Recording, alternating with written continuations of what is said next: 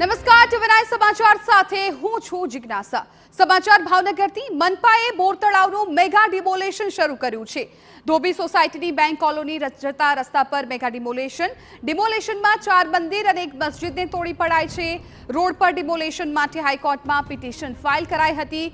લાંબા સમય બાદ ચુકાદો મનપાના તરફેણમાં આવતા ડિમોલેશન શરૂ કરાયું છે। 70 થી વધુ પોલીસ જવાનોની સુરક્ષા સાથે ડિમોલેશન હાથ ધરાયું। ડિમોલેશનમાં પીઆઈ, પીએસઆઈ, મહિલા પોલીસકર્મી અને એફઆઈઆર વિભાગની ટીમ જોડાઈ છે।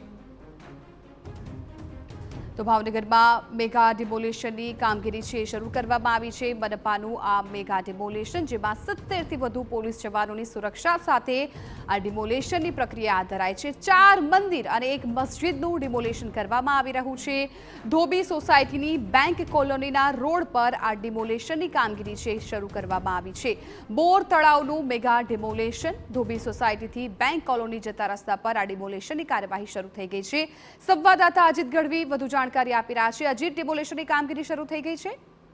જિજ્ઞાસા, વાત કરવામાં આવે તો ભાવનગરની અંદર છેલ્લા 30 વર્ષથી આ બોર તળાવ એક વિસ્તાર છે જ્યાં ધોબી સોસાયટી અને બેંક કોલોની કરીને એક વિસ્તાર છે જ્યાં 30 વર્ષથી 85 થી વધારે મકાનોનું દબાણ હતું। જે દબાણની અંદર મહાનગરપાલિકા અને સ્થાનિક રહીશો કોર્ટમાં ગયા હતા। સામે કોર્ટ કેસ થયા હતા જેની અંદર આખરે મહાનગરપાલિકા તરફ નિર્ણય આવતા મહાનગરપાલિકાએ મેગા ડિમોલેશન હાથ ધર્યું છે અને જેની અંદર 4 મંદિરો છે અને એક મસ્જિદ છે।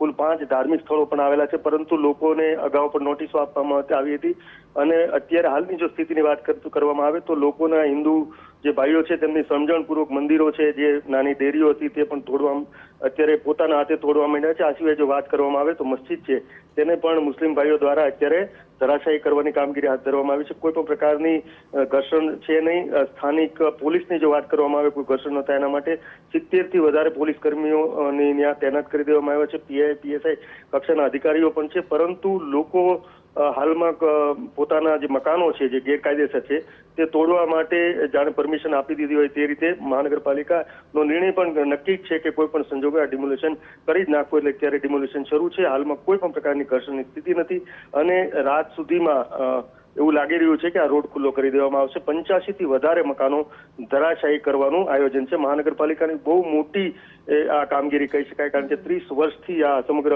દબાણ હતું અને 30 વર્ષથી કોર્ટ મેટર હતી અને આખરે મહાનગરપાલિકાની જીત થઈ છે। અને સવાલ એ છે કે 30 વર્ષથી અહીંયા જે દબાણ છે એ ચાલી આવે ને 30 વર્ષ બાદ આખરે ચુકાદો મનપા તરફ આવ્યો છે, તો આમાં કઈ એવી દલીલો કરવામાં આવી હતી જેના કારણે મનપા તરફનો આ ચુકાદો આવ્યો છે અને આજે 30 વર્ષ બાદ આ દબાણો હટાવવામાં આવી રહ્યા છે?